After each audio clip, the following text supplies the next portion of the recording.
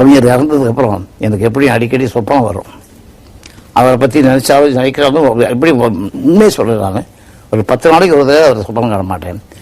அப்படி இருக்கும்போது தான் அவர் இறந்ததுக்கப்புறம் ஒரு கிணா கண்டேன்.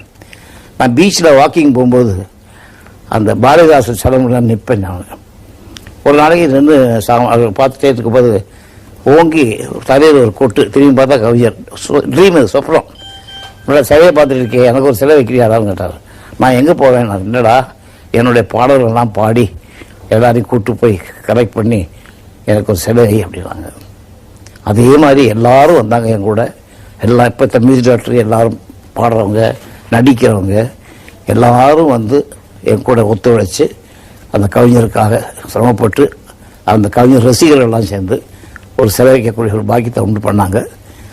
அந்த சிலை வைக்கக்கூடிய சிலையெல்லாம் இருக்கிறதுக்கெல்லாம் நாங்கள் சம்பாதிச்சிட்டோம். அது வைக்கக்கூடிய இடம், அதுக்கு பணம் கட்டணும், இதெல்லாம் கஷ்டமாக இருந்தது. அப்போ தான் நான் என்ன பண்ணணும்னு முடியல. நேராக போய் அம்மாவை பார்த்தேன், ஜெயலலிதா பார்த்தேன். எல்லோரும் வந்தோம். அவங்க ஒரு வார்த்தை சொன்னாங்க, அது இன்னும் மனசில் ஞாபகம் இருக்குது. விசு, உங்களுக்கு யாராவது வேணுமோ அவங்கள எல்லாம் கூப்பிட்டுருங்க, நானும் வரேன், வந்து பண்ணித்தரேன்னு எனக்கு அவங்க பண்ணி கொடுத்தாங்க. கோயிலும் தெய்வம் தானாகி நமையீந்த தாயிற் சிறந்ததோ